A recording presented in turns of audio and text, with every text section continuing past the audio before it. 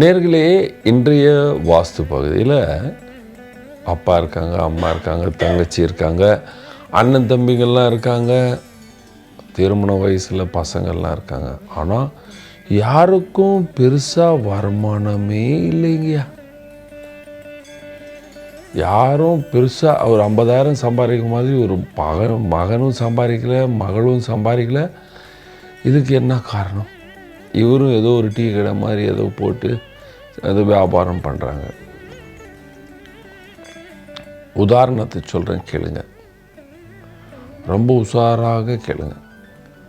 எந்த வீட்டுக்கு வடகிழக்கு கட்டாக இருக்கோ, வடகிழக்கு கட்டாக இருக்கோ அல்லது வடமேற்கு வளர்ந்துருக்கோ, ஒரு நல்ல நீட்டான ப்ராப்பர்ட்டி, அதுக்கு வடமேற்கு வளர்ந்து இருக்கோ, அந்த வீட்டில் நிரந்தர வருமானமே யாருக்கும் இருக்காது. நிரந்தர பிரமாதமான வருமானம் 1 லட்சம், 2 லட்சம், 5 லட்சம், 10 லட்சம், 1 கோடி அந்த மாதிரி வருமானமே இருக்காது. அதுக்கப்புறம் ஒரு வீட்டுக்கு தென்கிழக்கு வாசலாக இருந்தால், அதுவும் பேசேஜ் ப்ராப்பர்ட்டி, அதாவது ஒரு சின்னதாக வெளியே ஒரு 20 அடி 30 அடி ஒரு சின்னதாக ஒரு பேசேஜ் இருந்து அதுலேருந்து உள்ளே நுழைஞ்சி ஒரு வீடாக இருந்தால், அந்த பேசேஜ் ப்ராப்பர்ட்டிக்கு வடகிழக்கு, அதாவது இந்த மேற்கு வளர்ந்துருக்கு இல்லையா, வடக்கு பக்கம், அதில் சமையல் அறை இருந்தால் அந்த வீட்டில் இருக்கிற மகள்கள் அந்த வீட்டை பெண்கள், மகள் அப்படின்னா பெண்கள் வீட்டை டாமினேட் பண்ணுவாங்க. இந்த ஆண் வாரிசெல்லாம் இருக்காங்க இல்லையா, இவங்க பாவம் அடிமை போல் ஒரு 5,000 10,000 வேலைக்கு போவாங்க. எவ்வளோக்கு? 5,000 10,000 வேலைக்கு போவாங்க, வீட்டு வேலையை செய்வாங்க, சாப்பிடுவாங்க, தூங்குவாங்க. சுய சிந்தனை இல்லாமல் நான் பெரிய மனிதனாக வர வேண்டும் என்று இவர்களுக்கு சிந்தனையே இருக்காது. ஏனென்றால் எந்த வீட்டுக்கு வடமேற்கு வளர்கிறதோ, அதுவும் வடக்கு பக்கம் வளர்கிறதோ, அவர்களுக்கு நிரந்தர பேங்க் லோன் கடன்கள் இருக்கும். பேங்க் லோன் கடன்கள் இருக்கும். அதுவும் விசேஷமாக அந்த வீட்டு தென்கிழக்கிலிருந்து வாசலாக இருந்தால் அந்த வீட்டில் மருமகள்கள் வாழ மாட்டார்கள்.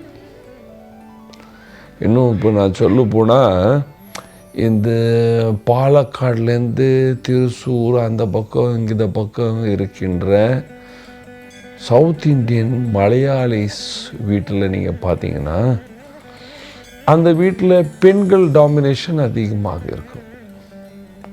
இவங்க எங்கெங்கே போய் வாழ்கிறாங்களோ பாருங்கள், அங்கெல்லாம் இந்த மாதிரி ப்ராப்பர்ட்டி தான் அமையும். இந்த மாதிரி ப்ராப்பர்ட்டி தான் அமையும். எங்கள் அப்பா சொத்துல நான் தான் சொல்கிறது, நீங்கள் தான் கேட்கணும். அண்ணன் தம்பிங்க முட்டாள் மாதிரி இருப்பாங்க. இவங்க அண்ணன் தம்பிங்க இந்த வீடை விட்டுட்டு வெளியே போயிட்டால் மன நிம்மதியாக வாழ்வார்கள். அவங்க வீடா இல்லைன்னா அங்கேயே இருந்தாங்கன்னா, தென்கிழக்கு பேசேஜ் இருந்தால் அந்த பேசேஜ் ப்ராப்பர்ட்டியில் வடகிழக்கில் நெருப்பு சமையல் அறை இருந்தால் கண்டிப்பாக இவர்களுக்கு வருமானம் இருக்காது. ரெண்டாவது ஒரு உதாரணம் சொல்கிறேன். ஒரு வீட்டுக்கு பிரதான வாசல் வடமேற்கில் இருந்தால், அதுவும் வடக்கின் வடமேற்கில் இருந்தால், அந்த வீட்டில் இருக்கிறவர்கள் பல பேருக்கு போதை பிரச்சனை இருக்கும். தென்மேற்கு வாசலாக இருந்தால், தென்மேற்கு வாசல் இருந்து வடகிழக்கில் போய் படுத்தாருன்னா இவர்களுக்கு மனம் எங்கேயாவது இருக்கும். இருக்கிற சொத்தை ஒழிச்சிடுவாங்க தவிர பணம் சம்பாதிக்கவே முடியாது. அதுக்கப்புறம் வீட்டுக்கு வடகிழக்கும் வடக்கு மத்திய பகுதிக்கு நடுவில் கேஸ் அடுப்போ இருந்து வடக்கு பக்கம் முகம் செய்து அங்கே சமைச்சால் அந்த வீட்டில் நிரந்தர வருமானமே இருக்காது. ஒருத்தர் தான் நல்லா சம்பாதிக்கிறார், அது ஒரு சாதாரண சம்பாதிப்பு, ஒரு 10,000 20,000 ஒருத்தருக்கு இருக்கும், மிச்சம்லாம் இந்த 5,000 8,000 சம்பாதிக்கிறவங்களாக இருப்பார்கள். ஒரு வீட்டின் சின்னதாக வீட்டுக்கு சொல்கிறேன், ஒரு வீட்டின் ஒரு ரூம் ஹால் கிச்சன், ஒரு ரூம் ஹால் கிச்சன், குடிசன்னு சொல்லலையே, வருமானம் இல்லைன்னா ஏழை தானே. ஒரு வீட்டுக்கு வடகிழக்கில் சமையல் அறை, அவ்வளோதான் பேசேஜ், ஒரு 10 அடி வீடு தான். அந்த சமையலுக்கு தென்கிழக்கில் குழாய் இருந்தால், ரொம்ப கவனிங்க, இப்போ தென்கிழக்கில் குழாய் இருந்தால், அதாவது தென்கிழக்கில் தண்ணீரை பிடித்து வைத்தால் கண்டிப்பாக அந்த வீட்டில் பெரிய வருமானமே இருக்காது, மன சந்தோஷமும் இருக்காது, அப்பாவுக்கும் குடிக்கிற பழக்கம் வந்துடும், வருமானம் கம்மியாயினே இருக்கும். காலைல 6 மணிக்கு போனேன், 8 மணிக்கு போனேன், ஆனாலும் கடுமையாக உழைச்சாலும் வருமானம் வராது. தென்மேற்கு திசை தாழ்ந்திருக்கு, அதில் சமையலறை இருக்குது, வடகிழக்கு வீட்டில் இல்லை.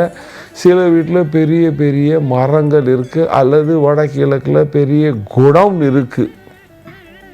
வீட்டில் பெரிய பெரிய குடவுன் வடகிழக்கில் இருக்குது. இல்லைன்னா நம்ம வீட்டில் ஒரு பிரதான மனிதனுடைய பொருள்கள் அதில் போட்டு நம்ம மூடிட்டோம். எங்கள் அப்பாவுடைய பொருள்கள் ஞாபகமாக அங்கே நான் வச்சுருக்கேன், தூசி படுது, வருஷக்கணக்கில் கடுகுது. அந்த வீட்டில் இருக்கிற எல்லோரும் பணமே சம்பாதிக்க மாட்டாங்க, சோம்பேறியாகவே இருப்பாங்க, இருக்கிற சொத்தை ஒழிச்சிடுவாங்க. நான் 10,000 சொன்னேன், இது 10,000 இல்லை, 1000 கூட சம்பாதிக்க மாட்டாங்க. எது? வீட்டில் வடகிழக்கில் குடவுன்னு, வடகிழக்கில் பெரிய பழைய ட்ரங்க்குங்க, பழைய சாமான்கள், கட்டைகள் எல்லாமே இருக்குது. அந்த மகன் சாப்பிட்டு வீட்டில் தூங்குவான், இருக்கிற சொத்தை ஒழிச்சின்னே இருப்பான், ஒரு பைசா சம்பாதிக்க மாட்டான். என்ன சொல்லுவாங்க, எங்கள் அப்பா பலானா மனிதன், நான் அவருடைய பேரன், நானாக போவேன் வேலைக்கு அப்படின்னு பேசுகிற வீடாக இருக்கும். ஒரு 30-40 வருஷத்தில் ரோட்டில் வந்து பிச்சை வாங்க வேண்டிய நிலைமை உருவாகிடும். ஏனென்றால் வடகிழக்கில் இந்த மாதிரி இருக்குது. வடகிழக்கில் சிவப்பு கலர் இருக்குது, டார்க் ப்ளூ கலர் இருக்குது, கோடவுன் இருக்குது, மழை பெஞ்சால் தண்ணி கசியுது அப்படின்னா அந்த வீட்டில் ராகு ஆக்டிவேஷன் நடந்துடுச்சு. அவங்கெல்லாம் வாழ்க்கையில் மேலுக்கு வர்றதே கஷ்டம், அந்த வீடை விட்டால் தான் சந்தோஷமாக வாழ்வார்கள். நானும் நல்ல பணம் சம்பாதிக்கணும் அப்படின்னு நினைக்கிறவங்க நான் சொல்கிறேன், சிறிய மாற்றங்களை பண்ணுங்கள், இது பரிகாரமாக எடுத்துக்கொள்ளுங்கள். வீட்டின் வடகிழக்கில் சமையல் அறை இருக்கக்கூடாது, தென்கிழக்கு பேசேஜ் ப்ராப்பர்ட்டியை வாங்கக்கூடாது, வீட்டின் வடகிழக்கில் குடவுன்கள், பழைய பொருளுடைய ஸ்டோரேஜ் இல்லாமல் பார்த்து கொண்டால் நீங்கள் எல்லோரும் பெரிய பணத்தை சம்பாதிப்பீர்கள், மன சந்தோஷத்துடன் வாழ்வீர்கள். நன்றி, வணக்கம்.